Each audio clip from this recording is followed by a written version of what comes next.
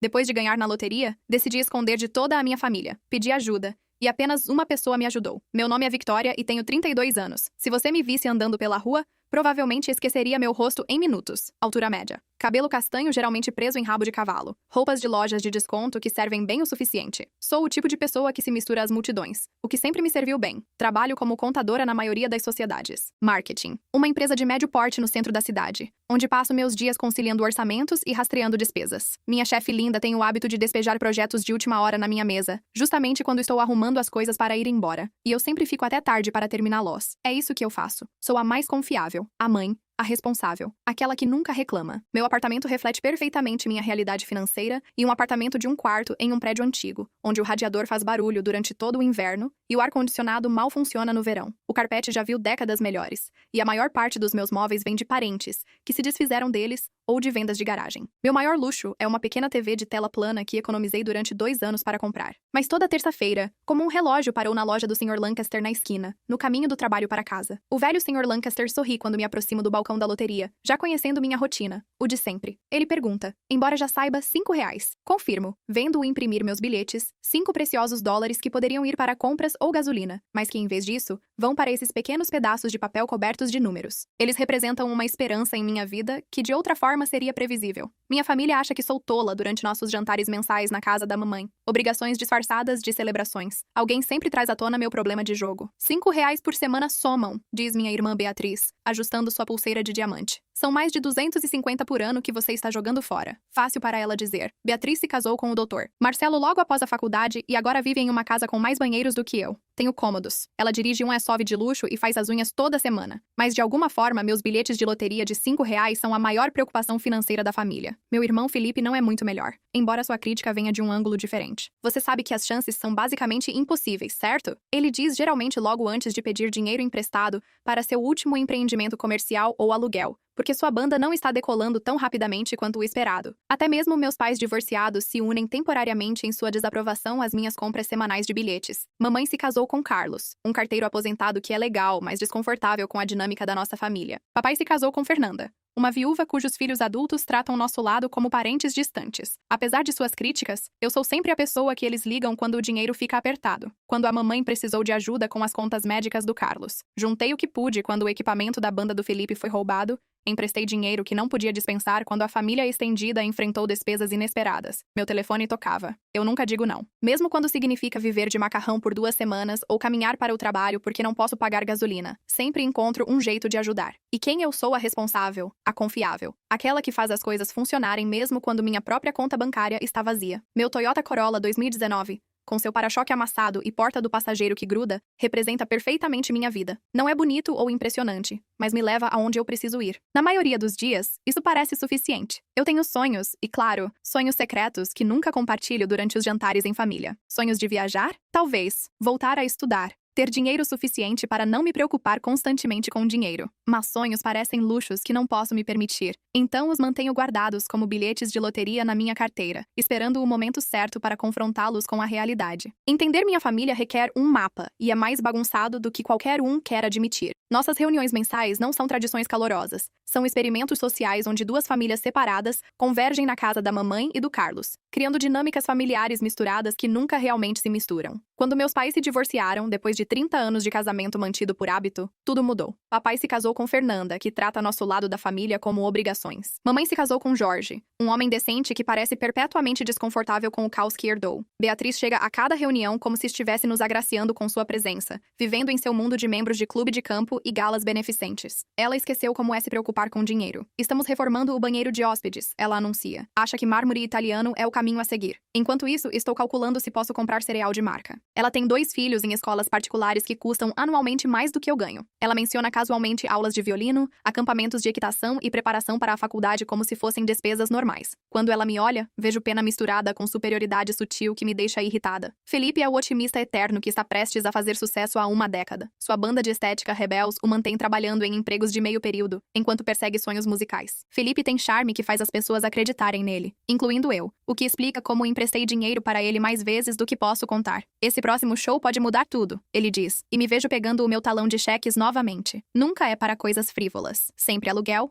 consertos de equipamentos ou oportunidades cruciais que exigem pequenos investimentos. Felipe promete me pagar de volta com sinceridade genuína, que me convence toda vez. A família estendida adiciona mais complexidade. Tio Roberto, irmão do papai, fez fortuna no mercado imobiliário e nunca deixa ninguém esquecer disso. Ele dirige carros de luxo e faz férias caras, mas misteriosamente desaparece durante emergências familiares. Sua esposa, Daniela, coleciona bolsas de grife enquanto reclama dos impostos sobre propriedade. Prima Gabriela trabalha com seguros, ganha um dinheiro decente, mas vive além de seus meios. Ela aparece discutindo compras extravagantes, enquanto discretamente pede ajuda com compras de supermercado até o dia do pagamento. Depois, a tia Margarida, irmã mais velha da mamãe, que se destaca dessa teia complicada. Ela é uma professora primária aposentada, que vive modestamente em uma casinha do outro lado da cidade. Enquanto todos discutem altos e baixos financeiros como conversa de jantar, Proust escuta silenciosamente, ocasionalmente oferecendo sabedoria. Aqui estamos ocupados demais com o drama para apreciar. Margarida nunca se casou, dedicando sua vida ao ensino e cuidado dos pais idosos. Ela vive de sua pensão e seguridade social, dirigindo um carro mais velho que o meu, fazendo compras com cupons do jornal dominical. Mas ela tem essa satisfação que eu invejo. Paz que vem de saber exatamente quem ela é. O que me impressiona sobre as reuniões familiares e a contabilidade não dita. Todo mundo mentalmente acompanha quem está indo bem, lutando ou deve o quê. Para quem? Dinheiro é tanto conversa infinita, quanto tensão subjacente colorindo cada interação. Eu sou o banco não oficial da família. Quando Beatriz precisou de ajuda com a entrada, esvaziei minhas economias. Quando o equipamento do Felipe foi roubado, coloquei os custos de substituição no meu cartão de crédito. Quando parentes enfrentaram contas médicas ou consertos de carro, sabiam que eu encontraria maneiras de ajudar, mesmo quando tinha que sacrificar. Mas a ajuda só flui em uma direção. Quando tive problemas com o carro ou perdi trabalho enquanto estava doente. Todos estavam ocupados demais para ajudar. Eles expressariam simpatia e sugeririam que eu fosse mais cuidadosa com o dinheiro ou encontrasse trabalho melhor, como se isso não tivesse ocorrido para mim. Durante esses jantares, eu pegaria a tia Margarida observando a dinâmica familiar com olhos conhecedores. Ela pegaria meu olhar e daria pequenos sorrisos que pareciam dizer que ela entendia algo que o resto não entendia. Meu 30º aniversário caiu numa terça-feira, o que parecia perfeitamente apropriado. Terças eram dias de loteria. Então, celebrar mais um ano de vida comum no meu dia semanal de rebelião parecia poético. O dia foi insignificante. Linda empilhou o trabalho extra na minha mesa como se tivesse esquecido meu aniversário. Passei a tarde conciliando contas confusas enquanto meu telefone vibrava com mensagens de aniversário genéricas, emojis de bolo da Beatriz, promessa do Felipe de ligar mais tarde e uma nota doce da tia Margarida me convidando para jantar no fim de semana na loja do Lancaster. Naquela noite, decidi fazer algo diferente. Em vez de números aleatórios, escolhi ones, que significavam algo. Aniversário da mamãe. Idade da tia Margarida. A data em que Felipe e eu aprendemos a andar de bicicleta. Aniversário da Beatriz até o endereço da nossa casa de infância. Sentindo sorte hoje? Lancaster perguntou, me entregando os bilhetes. E meu aniversário? Eu disse. Como se isso explicasse alguma coisa. Bem, feliz aniversário. Que este seja o ano em que tudo muda. Suas palavras se mostrariam proféticas. Fui para casa. No meu apartamento vazio, esquentei restos de comida chinesa e me acomodei com vinho na frente da minha TV. Minha única indulgência de aniversário. O sorteio da loteria só passaria às 11, então assistir a uma comédia romântica sem sentido, tentando não pensar em passar meu aniversário sozinha. Quando o sorteio começou,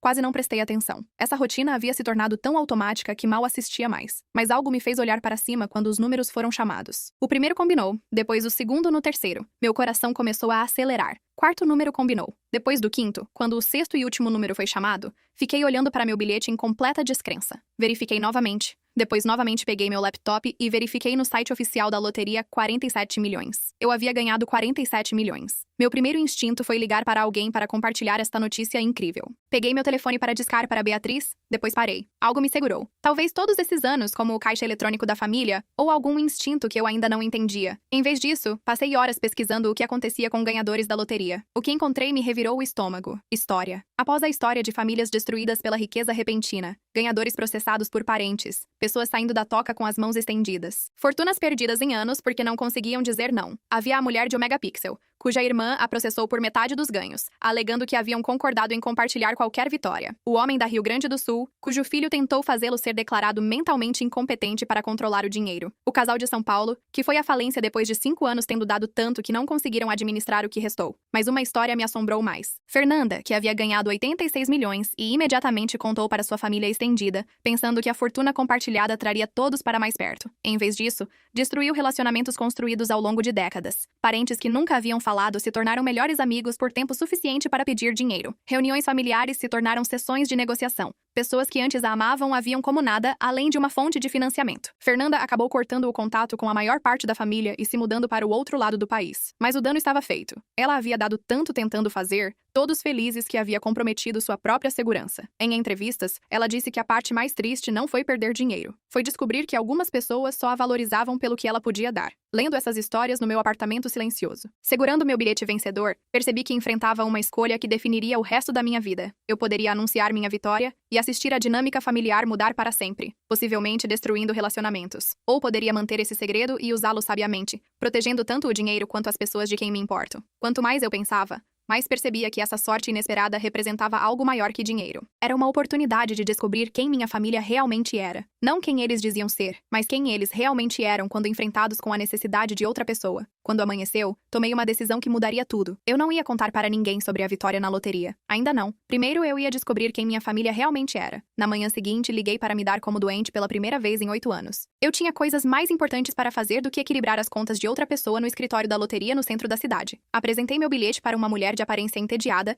que claramente já havia visto de tudo. Após a verificação, ela me entregou papelada e parabéns ensaiados. Você vai querer consultores financeiros e legais antes de decidir sobre o pagamento, ela disse. Temos profissionais recomendados, se quiser. Peguei a lista, mas já havia decidido fazer minha própria pesquisa. Não estava confiando nas recomendações de mais ninguém para algo tão importante. Os próximos 3 dias foram um curso intensivo em gestão de patrimônio. Tirei mais dias de doença alegando gripe e passei horas pesquisando advogados imobiliários especializados em proteção de privacidade. Li sobre estruturas de fundos fiduciários, implicações fiscais e proteção de ativos, até meus olhos arderem. Decidi por Catherine, uma advogada especializada em ganhadores de loteria. Seu escritório no centro ficava em uma torre de vidro que eu nunca havia tido motivo para entrar. Ela era mais nova do que o esperado, talvez início dos 40, com olhos afiados e ar competente que me tranquilizou. Você é esperta. Mantendo isso em segredo, Doutora Simone disse depois que expliquei minha situação. Muitos ganhadores contam para todos imediatamente antes de processar o que isso significa para suas vidas. Passamos 2 horas discutindo opções. Doutora Simone recomendou um fundo fiduciário irrevogável, me permitindo reivindicar o prêmio anonimamente,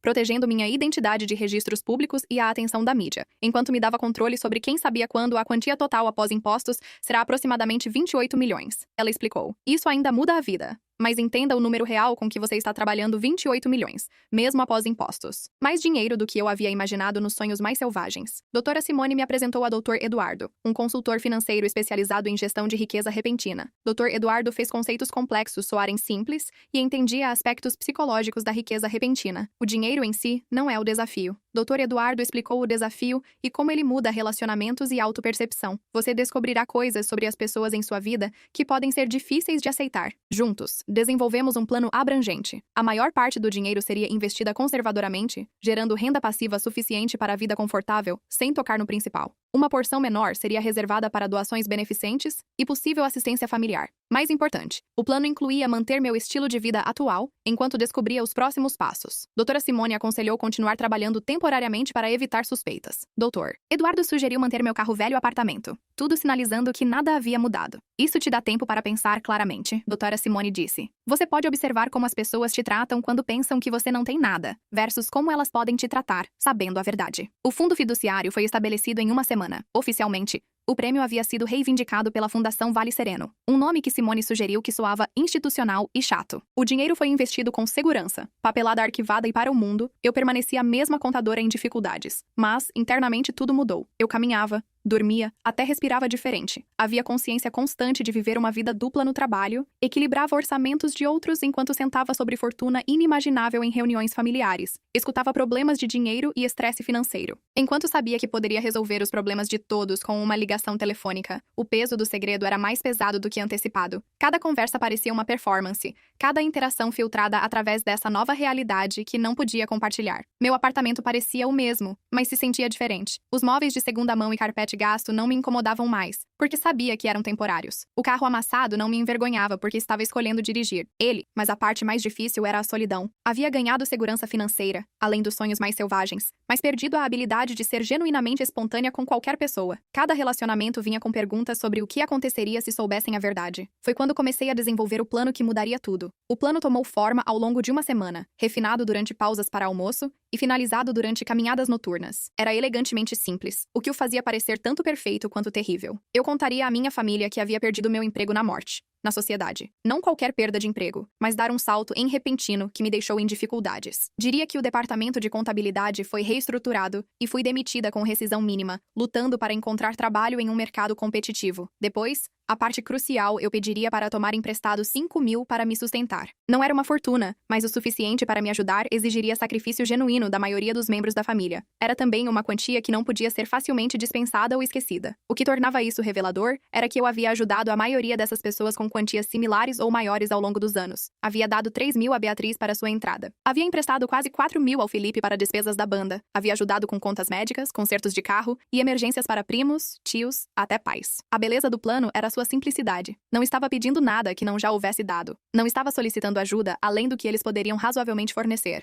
Estava simplesmente pedindo para eles retribuírem o apoio que ofereci quando precisaram, mas precisava de alguém para conversar. Alguém fora do drama familiar para me ajudar a processar o que estava prestes a descobrir. Essa pessoa era a Dina, minha melhor amiga desde a faculdade, e a única pessoa completamente separada das minhas complicações familiares. Camila trabalhava como designer gráfica. Morava a 30 minutos de distância com seu marido e 2 filhos. Ela era a amiga que lembrava o aniversário sem lembretes do Facebook, que dirigiria pela cidade com sopa, quando você estava doente. Mais importante, ela era brutalmente honesta quando honestidade era necessária. Pedi para ela me encontrar no nosso local usual, o Café de Café Encontro, no centro. Estávamos nos encontrando lá há anos, resolvendo tudo, desde mudanças de carreira até problemas de relacionamento com cafés e doces. Preciso te contar algo, disse depois que nos acomodamos na nossa cabine de canto. Mas prometa não me julgar muito severamente pelo que estou prestes a fazer. Camila levantou uma sobrancelha. Esse não é um começo promissor de conversa. O que está acontecendo? Respirei fundo e contei sobre ganhar na loteria. Seus olhos se arregalaram, se estreitaram. Depois se arregalaram novamente quando as implicações completas a atingiram. Caramba, Victoria. 47 milhões. Você está falando sério? Abaixa a voz, sussurrei, olhando ao redor do café. Sim, estou falando sério. Mas essa não é a parte pela qual preciso que você não me julgue. Então expliquei meu plano. Observei a expressão da Camila mudar conforme expus minha intenção de testar a família, fingindo precisar de ajuda. Você quer mentir para toda a sua família sobre perder seu emprego para poder ver quem vai te emprestar dinheiro? Ela disse lentamente. Quando você coloca dessa forma, soa terrível. Soa manipulativo, ela disse. Mas seu tom era pensativo em vez de acusatório. Mas entendo por que você quer fazer isso. Você acha que sou horrível? Camila mexeu seu café pensativamente. Acho que você é alguém que foi aproveitada por anos, tentando descobrir quem realmente se importa com você versus quem apenas te vê como a ajuda conveniente. Mas isso pode sair pela culatra espetacularmente. E se você descobrir coisas que não quer saber? E se isso arruinar relacionamentos permanentemente? Talvez alguns relacionamentos precisem ser arruinados, eu disse. Talvez alguns já estivessem arruinados e eu não conseguia ver porque sempre estava dando. Camila se recostou me estudando. Você mudou desde que ganhou esse dinheiro. Há algo diferente sobre você, mas determinada, eu acho. O dinheiro não me mudou. Me deu opções que nunca tive antes, incluindo a opção de descobrir a verdade sobre as pessoas. Tá bom, Camila disse finalmente. Se você está determinada a fazer isso, vou te apoiar. Mas tenho uma condição qual? Você não faz isso sozinha. Me liga depois de cada conversa e processamos juntas. Isso pode mexer com sua cabeça e você vai precisar de alguém para te ajudar a se manter centrada. Senti-me grata por sua amizade. Obrigada. Estava esperando que você dissesse isso. Comentei com meus pais, imaginando que seriam mais propensos a ajudar, e o sucesso me daria confiança para conversas mais difíceis adiante. Liguei para o papai primeiro, quinta-feira à noite, quando sabia que estaria em casa do centro de distribuição de ferragens. Oi, pai.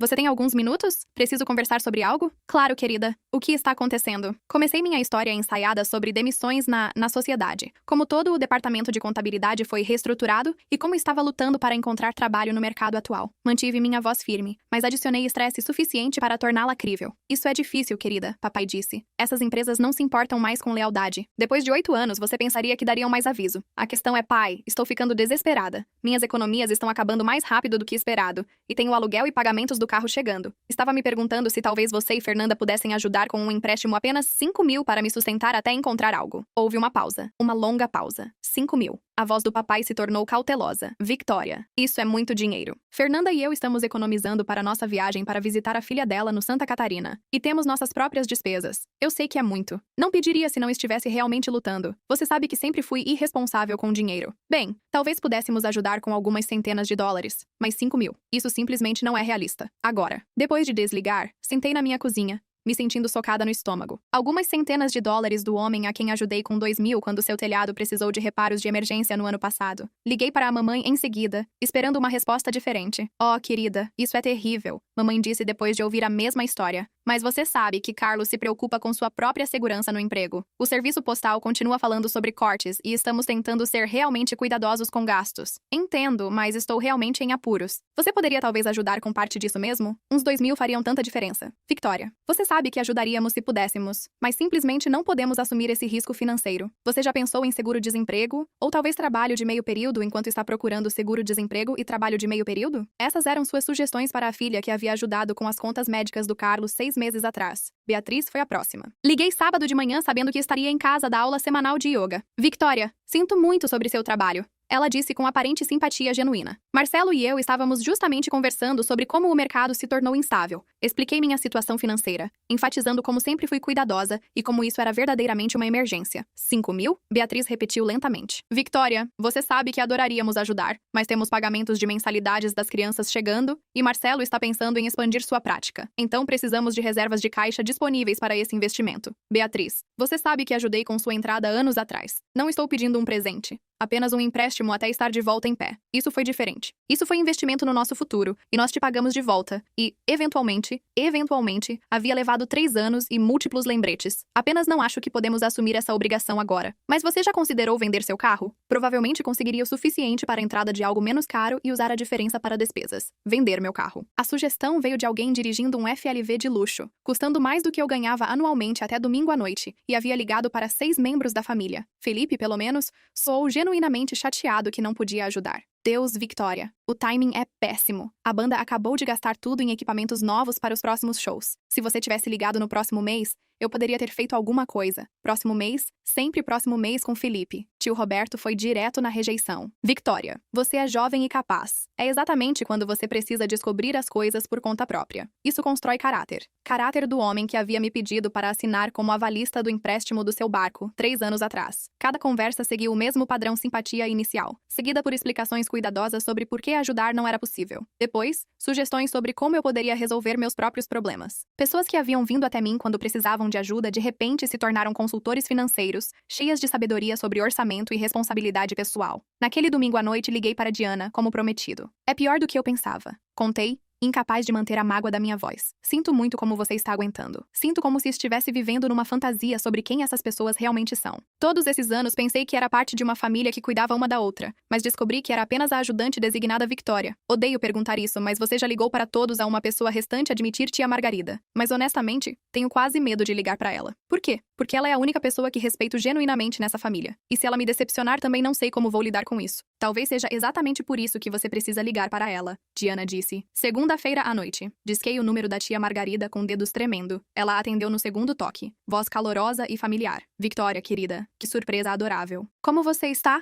Passei pela minha história novamente, mas de alguma forma parecia diferente, contando para ela. Talvez porque me importava genuinamente com sua resposta, ou talvez porque ela escutou sem interromper, fazendo pequenos sons de simpatia e preocupação. Oh, querida, ela disse quando terminei. Isso deve ser tão assustador para você. Você sempre foi tão responsável e trabalhadora. A questão é tia Margarida. Estou realmente lutando financeiramente agora? Estava me perguntando se haveria alguma maneira de você me ajudar com um empréstimo. Sei que há muito para pedir, mas preciso de cerca de 5.000 para passar pelos próximos 2 meses. Não houve pausa dessa vez. Nenhuma hesitação. Claro que posso te ajudar. Ela disse imediatamente. Não tenho 5.000 na minha conta corrente, mas tenho cerca de 3.000 em poupança que posso transferir amanhã. E Victoria, você pode ficar aqui comigo se precisar. Tenho aquele quarto de hóspedes que nunca é usado. Fiquei tão chocada que não consegui falar por um momento. Victoria, você está aí, querida. Estou aqui, consegui dizer. Tia Margarida. Não posso pegar suas economias. Isso é provavelmente tudo o que você tem guardado. Bobagem, ela disse firmemente. De que adianta dinheiro parado no banco se não pode ajudar alguém que amo quando precisa? Você esteve lá para todos os outros nessa família, Victoria. É hora de alguém estar lá para você, mas em suas próprias emergências. E se algo acontecer e você precisar desse dinheiro, então vou descobrir alguma coisa. Assim como você está tentando descobrir alguma coisa agora, é isso que família faz uma pela outra. Depois de desligar, sentei na minha cozinha e chorei. Não as lágrimas frustradas das outras ligações,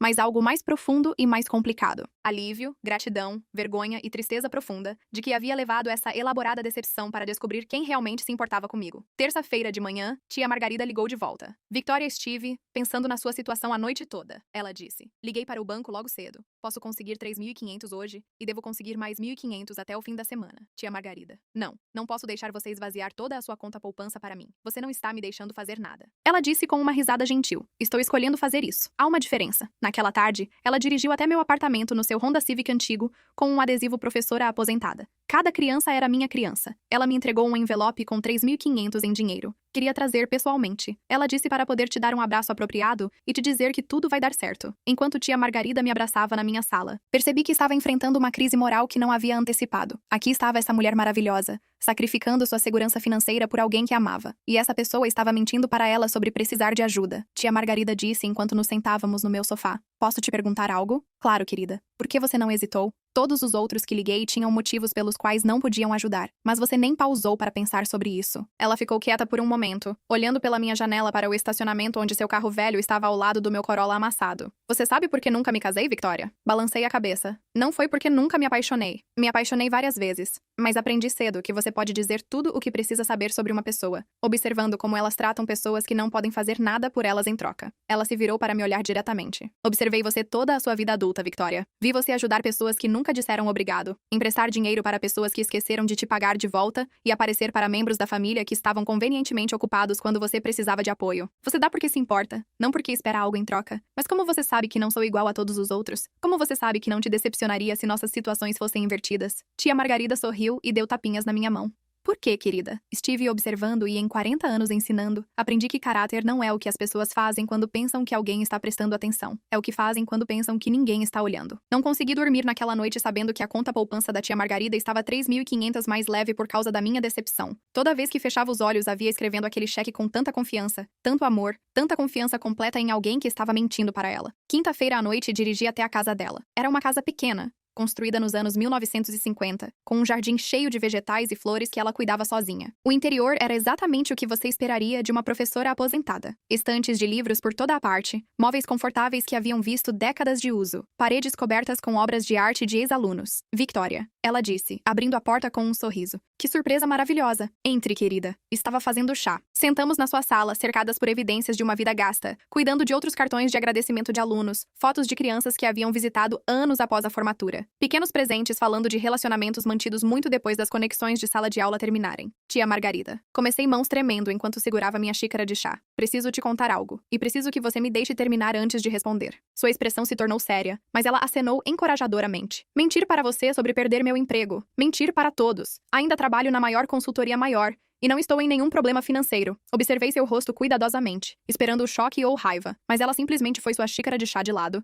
e esperou que eu continuasse. 3 semanas atrás, ganhei na loteria 47 milhões após impostos. São cerca de 28 milhões. Contratei advogados, estabeleci fundos fiduciários, investi o dinheiro e decidi não contar para ninguém da família. As sobrancelhas da tia Margarida se ergueram ligeiramente, mas ela ainda não falou. Queria descobrir quem realmente se importava comigo, não apenas quem precisava de algo de mim. Então inventei essa história sobre precisar de ajuda e pedi 5 mil para todos. Todos, exceto você, encontraram motivos pelos quais não podiam ajudar. Mesmo tendo ajudado todos eles com quantias similares ao longo dos anos, minha voz começou a quebrar conforme continuei. Mas você não hesitou. Você ofereceu toda a sua conta poupança e fez isso com tanto amor e generosidade que percebi que havia me tornado alguém que não queria ser. Alguém que testaria pessoas de quem se importa, em vez de simplesmente confiar nelas. Estou devolvendo seu dinheiro, tia Margarida. Sinto muito por ter mentido para você e sinto muito por ter feito você questionar sua própria segurança financeira por causa da minha decepção. Por um longo momento ficamos em silêncio. Então tia Margarida começou a rir. Não, risada amarga, mas algo caloroso e conhecedor.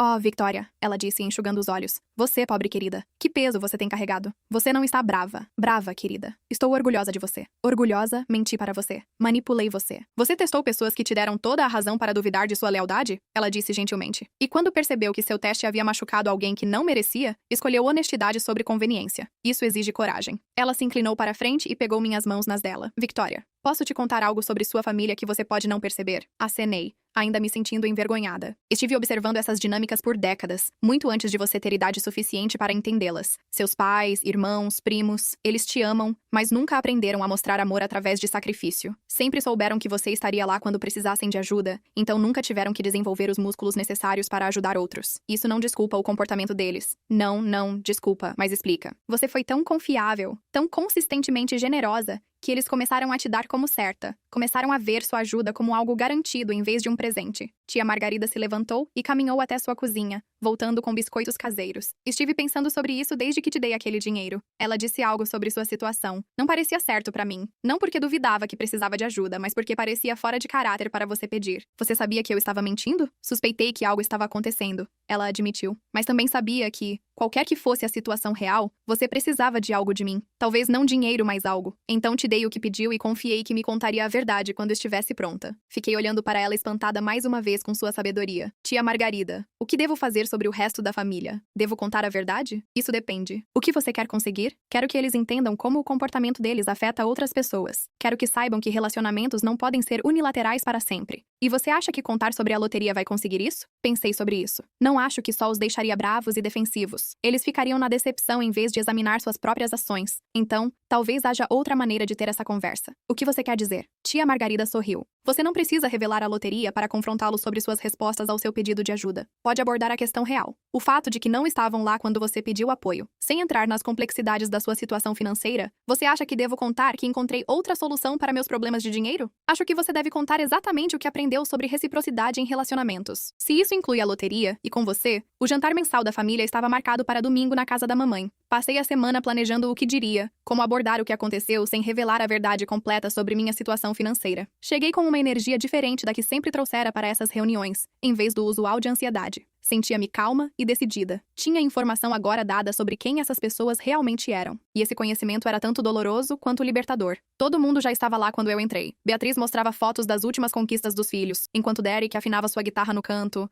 Os adultos faziam conversa fiada sobre trabalho e tempo, enquanto Carlos grelhara hambúrgueres no pátio dos fundos. Minha mamãe gritou da cozinha. Como você está, querida? Alguma sorte com a busca por emprego? Essa era a minha abertura. Na verdade, tenho boas notícias sobre isso. Disse alto o suficiente para todos ouvirem. Encontrei algo e uma posição melhor do que tinha antes, com um aumento salarial significativo. O ambiente fervilhou com parabéns e alívio. Papai deu tapinhas no meu ombro. Beatriz me abraçou. Felipe gritou. Muito bem, mana. Do outro lado da sala. Isso é maravilhoso, querida, disse tia Margarida me dando um olhar conhecedor. Estou tão feliz que tudo deu certo para você. Na verdade, continuei minha voz ainda carregando pela sala. Quero conversar com todos sobre algo enquanto estamos juntos. As conversas morreram conforme as pessoas voltaram sua atenção para mim. Podia sentir meu coração batendo mais rápido, mas minha voz permaneceu firme. Algumas semanas atrás, quando contei para vocês sobre perder meu emprego, procurei por ajuda especificamente. Pedi para tomar emprestado 5.000 para me sustentar até encontrar um novo trabalho. Podia ver algumas pessoas se mexendo desconfortavelmente, provavelmente lembrando de suas respostas. Quero deixar claro que entendo que todos têm suas próprias obrigações e preocupações financeiras. Não estou brava com ninguém por não conseguir ajudar. Isso era tecnicamente verdade, embora não fosse toda a verdade. Mas a experiência me ensinou algo importante sobre a dinâmica da nossa família, que acho que precisamos discutir. Papai pigarreou Victoria. Se isso é sobre, por favor, me deixe terminar. Pai, isso é importante. Ele acenou, parecendo desconfortável. Pelos últimos 10 anos, ajudei vários membros da família com emergências financeiras. Dei dinheiro para entradas, contas médicas, consertos de carro, investimentos comerciais e despesas do dia a dia. Nunca pedi juros, nunca exigi cronogramas de pagamento e nunca fiz ninguém se sentir mal por precisar de ajuda. Podia ver Beatriz trocando olhares com seu marido e Felipe, que havia parado de dedilhar sua guitarra, quando me encontrei em dificuldades. Liguei para 7 membros diferentes da família pedindo ajuda. Apenas uma pessoa se ofereceu para me ajudar, e ela se ofereceu para me dar todas as suas economias de vida. Todos os olhos se voltaram para tia Margarida, que sorriu serenamente e continuou comendo sua salada de batata. O resto de vocês, pessoas a quem ajudei com milhares de dólares ao longo dos anos, encontraram motivos pelos quais ajudar não era possível, e esse é direito de vocês. Mas também a informação sobre que tipo de relacionamentos realmente temos. Victoria, Beatriz disse, sua voz tensa. Isso não é justo. Você sabe que ajudaríamos se pudéssemos. Mas o timing era simplesmente Beatriz. 3 anos atrás, te dei 3.000 para a entrada da sua casa. Levou 3 anos para me pagar de volta. E você nunca se desculpou uma vez pelo atraso. Mês passado, você gastou mais de 5.000 na reforma da sua cozinha. O rosto da Beatriz ficou vermelho. Isso é completamente diferente. Isso foi gasto, planejado, não um empréstimo de emergência. Você está certa. É diferente. Quando você precisou de ajuda, foi uma emergência. Quando eu precisei de ajuda, foi um inconveniente. Derek largou sua guitarra. Victoria. Qual é? Você sabe que eu teria ajudado se pudesse. A banda apenas Felipe tinha. Emprestei dinheiro 4 vezes em 2 anos, quase 4.000 no total. Você pagou de volta cerca da metade, geralmente meses atrasado, nunca sem eu pedir primeiro. Eu sempre te pago de volta. Eventualmente, ele protestou. Eventualmente não é o mesmo que de forma confiável. Quando precisei de ajuda, você disse. Talvez no próximo mês. Me virei para o papai pai ano passado, quando seu telhado vazou. Te dei 2.000 para reparos de emergência. Sem perguntas. Sem plano de pagamento.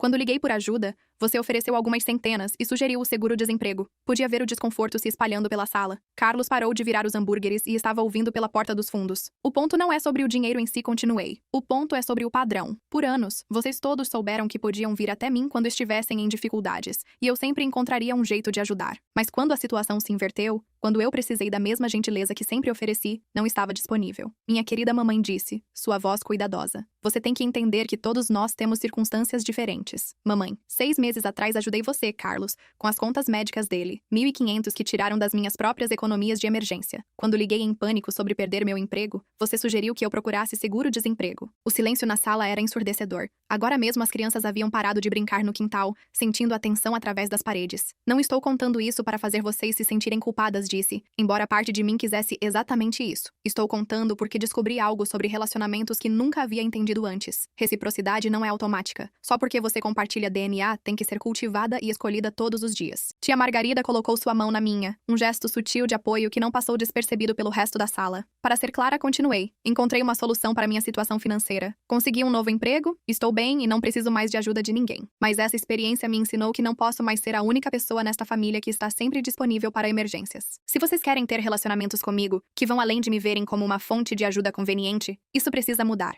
Beatriz estava visivelmente chateada agora. Victoria, você está sendo completamente injusta. Não é como se nunca tivéssemos Beatriz. Eu a interrompi. Quando foi a última vez que você me ofereceu ajuda com qualquer coisa? Não apenas dinheiro, mas qualquer tipo de apoio. Quando foi a última vez que ligou apenas para ver como eu estava, sem precisar de algo? Ela abriu a boca para responder. Depois fechou, claramente lutando para pensar em um exemplo. Felipe tentou em seguida. Victoria, você sabe que sempre estive aqui para você emocionalmente. Felipe, na última vez que te liguei chateada sobre algo no trabalho, você passou 15 minutos falando sobre os problemas da banda antes mesmo de perguntar o que estava me incomodando. Olhei ao redor da sala, fazendo contato visual com cada pessoa. Não quero que isso arruine nossos relacionamentos, disse mais suavemente. Quero que eles sejam melhores, mais honestos, mais equilibrados. Mas isso requer que todos vocês parem de me ver como alguém que sempre vai estar disponível para ajudar e comecem a me ver como alguém que também merece apoio às vezes. Então, o que você está dizendo? Papai perguntou, sua voz defensiva. Estou dizendo que da próxima vez que qualquer um de vocês vieram até mim com um problema financeiro ou precisar de ajuda, vou lembrar dessa experiência. Vou lembrar que quando eu precisei,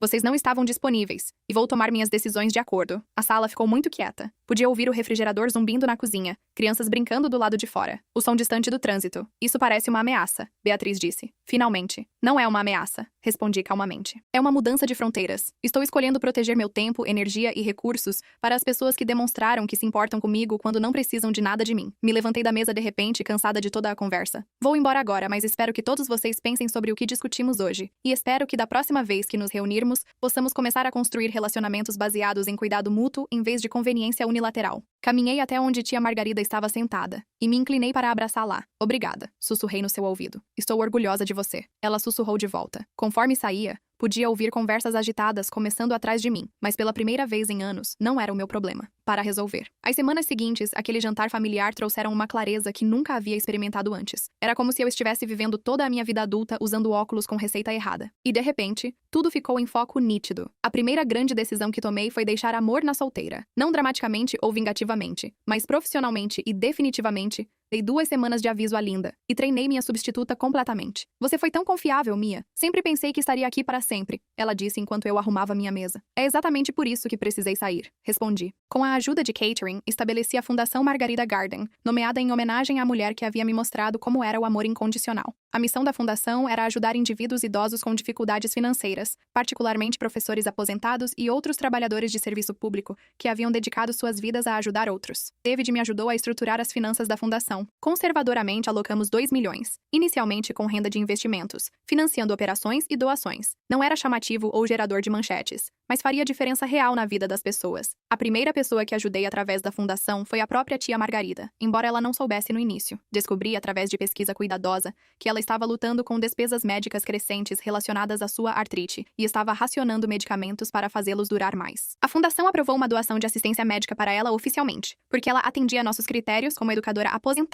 com necessidade financeira demonstrada. Quando ela ligou para me contar sobre a ajuda inesperada, podia ouvir o alívio na sua voz. Mia, a coisa mais incrível aconteceu. Ela Ela disse a essa fundação que ajuda professores aposentados e eles vão cobrir minhas despesas médicas para o ano todo. Consegue acreditar? Isso é maravilhoso, tia Margarida. Você merece esse tipo de apoio. 6 meses depois de deixar meu emprego, comprei uma casa modesta, a 3 quarteirões da tia Margarida. Nada extravagante. Uma casa térrea de 2/4, com um pequeno quintal e cozinha reformada para qualquer um observando. Parecia uma melhoria razoável para alguém com um novo emprego melhor. Tia Margarida ficou encantada de me ter como vizinha. Começamos a compartilhar o jantar 2 vezes por semana, alternando entre nossas casas. Ela me ensinou a fazer jardinagem e eu a ajudava com tecnologia e reparos domésticos que estavam ficando difíceis para suas mãos artísticas. O trabalho da fundação me deu um senso de propósito que nunca tivera na contabilidade. Ajudávamos professores aposentados com despesas médicas, auxiliava os indivíduos idosos com reparos domésticos e fornecemos doações de emergência para pessoas enfrentando crises inesperadas. Todo mês eu revisava inscrições e me encontrava com beneficiários vendo em primeira mão como assistência modesta podia transformar a situação de alguém. Um homem idoso que finalmente podia comprar aparelhos auditivos, uma bibliotecária aposentada que podia consertar seu carro e manter independência. Uma ex-assistente social que podia comprar medicamentos para diabetes era trabalho profundamente satisfatório. Mas mais que isso, parecia alinhado com quem eu realmente era e quem queria ser. Meus relacionamentos familiares definitivamente haviam mudado. Beatriz ligou algumas semanas depois do jantar para se desculpar. Mais ou menos. Estive pensando sobre o que você disse. Ela começou e quero que você saiba que Marcelo e eu realmente teríamos ajudado se pudéssemos. O timing foi simplesmente muito difícil. Entendo, respondi, embora não acreditasse inteiramente nela. Nosso relacionamento agora era educado, mas distante. Ela ainda mandava mensagens de aniversário e cartões de Natal, mas a suposição automática de que eu estaria disponível para qualquer coisa que ela precisasse havia desaparecido. Barry, que havia sido mais honesto em sua resposta, foi um irmão. Uma merda quando se trata de coisas de dinheiro. Ele admitiu durante uma ligação. Sempre assumi que você era melhor em lidar com as coisas do que eu. Então estava tudo bem para mim ser irresponsável. Porque você resolveria. Não sou mais seu plano B. Felipe, eu sei e estou tentando ser melhor para dar crédito a ele. Felipe, que havia começado a gerenciar suas finanças mais responsavelmente, conseguiu um emprego estável de meio período além de sua música, e até havia me pagado 200 de volta sem ser pedido. Um ano depois daquele jantar familiar transformador, estava sentada no meu jardim numa manhã quente de sábado, revisando inscrições de doações para a Fundação Margarida Garden. O sol matinal filtrava através da árvore de carvalho que havia plantado na primavera e podia ouvir tia Margarida cantarolando enquanto trabalhava no seu quintal, ao lado. A fundação havia crescido além das minhas expectativas mais selvagens. O que começou como um esforço silencioso para ajudar educadores aposentados havia se expandido para apoio abrangente a indivíduos idosos, enfrentando dificuldades financeiras. Havíamos ajudado mais de 200 pessoas no nosso primeiro ano, e a notícia estava se espalhando pelas comunidades sobre a ajuda disponível. Victoria. Tia Margarida gritou por cima da cerca. Venha ver o que está florescendo no meu jardim de rosas. Deixei as inscrições de lado e caminhei para admirar a exibição espetacular de rosas rosa e amarela que ela vinha cultivando a temporada toda, aos 72 anos. Ela se movia mais devagar do que um ano atrás, mas a assistência médica da fundação havia feito uma diferença enorme na sua qualidade de vida. Sua medicação para a artrite estava coberta. Ela havia conseguido pagar fisioterapia e até se permitiu o luxo de ferramentas de jardinagem ergonômicas. Elas estão lindas, disse, admirando as flores. Você tem tanto talento com essas plantas. Estive pensando, ela disse, se acomodando no seu novo banco de jardim. Outro presente discreto da fundação, através do nosso programa de modificação de casas. Você deveria considerar expandir o trabalho da fundação para incluir treinamento profissional para adultos mais velhos, que querem voltar ao trabalho. Esta era a tia Margarida clássica, mesmo enquanto se beneficiava da assistência da fundação e estava pensando em ajudar outras pessoas. Meu telefone vibrou com uma mensagem do Dark Banda foi selecionada para o Festival de Música de Verão, tocando 3 shows em julho. Queria que você fosse a primeira a saber. Sorri enquanto respondia. Isso é incrível. Tão orgulhosa de você, a transformação do Felipe ao longo do ano passado havia sido notável. Depois do nosso confronto familiar, ele deu uma olhada dura em seus hábitos financeiros e começou a tratar sua carreira musical como um negócio. Manteve seu emprego de meio período, criou um orçamento e até começou a economizar dinheiro para compras de equipamentos em vez de pedir emprestado. Estou fazendo o jantar hoje à noite, respondi. Quer vir e me contar mais sobre o festival? Sim, posso trazer alguma coisa. Esta era outra mudança. O Felipe antigo teria aparecido esperando ser alimentado e entretido. O novo Felipe oferecia para contribuir. Beatriz e eu havíamos encontrado um novo equilíbrio, que era mais honesto se menos próximo do que antes. Ela me convidou para a apresentação de dança da filha no mês passado, e eu fui genuinamente curtindo a performance. Victoria estive lendo sobre sua fundação online. Ela havia dito durante nossa última conversa. É realmente impressionante o que você está realizando. Obrigada. Tornou-se um projeto de paixão real para mim. Estava me perguntando se poderia haver maneiras de Marcelo e eu nos envolvermos. Talvez o trabalho voluntário ou apoio à arrecadação de fundos. A oferta me surpreendeu, mas apreciei o gesto. Beatriz estava tentando contribuir em vez de apenas consumir, e isso parecia progresso real. Meus pais também haviam feito esforços para reconstruir nosso relacionamento em termos mais iguais. Papai havia começado a ligar regularmente, não porque precisava de algo, mas para manter conexão. Mamãe me convidou para almoço várias vezes. Conversas individuais onde ela parecia genuinamente interessada nos meus pensamentos e experiências. O trabalho da fundação me apresentou a uma comunidade inteiramente nova. Conheci outros diretores de fundação, profissionais aposentados que doavam seu tempo e assistentes sociais que nos ajudavam a identificar pessoas precisando de assistência. Era uma rede construída em torno de valores compartilhados, em vez de genética compartilhada. Naquela noite,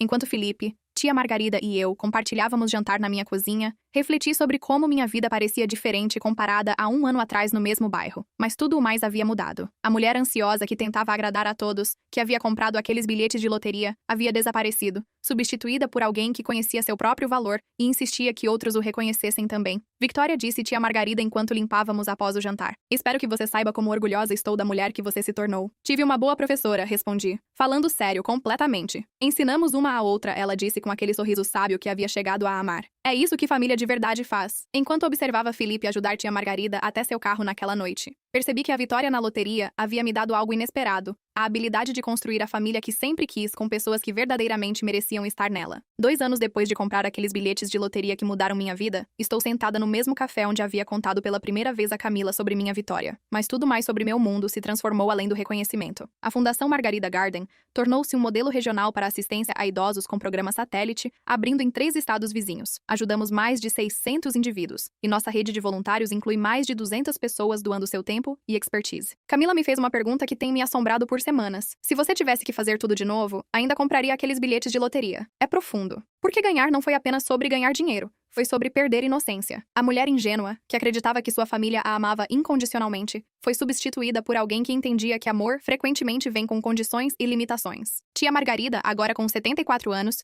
permanece a pedra angular da minha família escolhida. Sua saúde se estabilizou graças a cuidados médicos consistentes e ela se tornou a figura de avó não oficial para vários beneficiários da fundação que não têm família por perto. Começou a dar aulas de culinária semanais para idosos, combinando seu amor por nutrir com educação prática. Ela ainda não sabe sobre a vitória na loteria e decidi que nunca precisa saber. Nosso relacionamento é perfeito exatamente como está, construído em respeito mútuo e afeto genuíno, em vez de obrigações financeiras ou segredos dela que se tornou alguém de quem genuinamente me orgulho de chamar meu irmão. Os construiu um segmento regional sólido e realmente faz dinheiro agora. Mais importante, Derry se desenvolveu em um adulto responsável que gerencia finanças, mantém emprego estável e contribui significativamente para relacionamentos. Recentemente começou a namorar uma professora de música chamada Rachel e observá-lo navegar. Este relacionamento com maturidade tem sido notável. Mês passado, ele pediu meu conselho sobre pedir ela em casamento. Não assistência financeira, apenas pensamentos sobre se estava pronto para o casamento. Quero ter certeza de que posso ser o parceiro que ela merece. Ele havia dito uma declaração impensável do Derek antigo. Beatriz e eu nos acomodamos em um relacionamento que é cordial, mais distante. Ela fez esforços genuínos para ser mais recíproca, lembrando do meu aniversário, perguntando sobre meu trabalho, até se oferecendo como voluntária ocasionalmente para eventos da fundação. Mas a cautela subjacente entre nós agora, reconhecimento de que nosso relacionamento foi danificado por anos de expectativas desequilibradas. Nunca seremos tão próximas quanto fomos uma vez, mas encontramos dinâmicas sustentáveis que nos permitem ser irmãs, sem a toxicidade que caracterizava nosso relacionamento anterior. Meus pais, ambos fizeram esforços significativos para reconstruir nossa conexão em termos iguais. Papai liga todo domingo agora. Conversas focando em verificar em vez de pedir qualquer coisa. Mamãe começou a me convidar para almoços regulares. Tempo individual onde ela parece genuinamente interessada nos meus pensamentos e experiências. O desenvolvimento mais inesperado tem sido meu relacionamento com Lucas, um assistente social aposentado que se oferece como voluntário, como nosso coordenador da fundação. Ele não sabe nada sobre minha vitória na loteria. Para ele, sou simplesmente Victoria, a diretora da fundação, que de alguma forma encontrou recursos para criar esta organização. Ele é atraído à minha paixão pelo trabalho e meu compromisso de ajudar outros. Lucas me pediu em casamento mês passado durante um jantar de apreciação de voluntários, fazendo isso publicamente na frente de todas as pessoas cujas vidas havíamos tocado juntas. Tenho lutado como se contar sobre a loteria antes de nos casarmos. Catherine aconselhou criar um acordo pré-nupcial, protegendo os ativos da fundação, enquanto provê apropriadamente para Lucas. Mas talvez a transformação mais importante tenha sido interna. A mulher que costumava dizer sim para cada pedido foi substituída por alguém que estabelece limites e os mantém consistentemente. Aprendi que dizer não para pedidos inapropriados não é cruel e necessário para relacionamentos saudáveis. O dinheiro da loteria fica em investimentos cuidadosamente gerenciados, gerando renda que financia nosso trabalho da fundação, enquanto preserva o principal para futuras gerações. Vivo confortavelmente, mas não extravagantemente, na mesma casa modesta festa perto da tia Margarida. Meu maior luxo é liberdade. Liberdade da ansiedade financeira, relacionamentos tóxicos e liberdade para gastar tempo em trabalho que se alinha com meus valores. Essas liberdades valem mais que qualquer posse material. A vitória na loteria não mudou. Quem as pessoas eram simplesmente revelou quem sempre haviam sido. Beatriz sempre foi egocêntrica. O teste apenas tornou isso visível. Derek sempre foi irresponsável. A crise destacou padrões que eu havia sido generosa demais para reconhecer. Mas tia House sempre foi amorosa e generosa. Se eu pudesse mudar alguma coisa, não mudaria. Comprar aqueles bilhetes, ganhar aquele dinheiro, confrontar minha família ou estabelecer limites. Todas essas experiências me levaram a esta vida cercada por pessoas que me valorizam autenticamente, onde meu trabalho faz diferença significativa e onde acordo toda manhã sabendo exatamente quem sou e pelo que defendo. A vitória na loteria me deu algo mais valioso que dinheiro, a habilidade de descobrir que meu valor não é determinado pela minha utilidade para outros, mas pelo meu próprio valor inerente como ser humano. E esse entendimento me fez verdadeiramente rica. E você, no lugar da Victoria, contaria para a família que ganhou na loteria? Ou também faria esse teste antes de revelar a verdade? Deixa nos comentários o que você faria, se inscreve no canal, curte esse vídeo e compartilha com aquele amigo que também desconfia da própria família.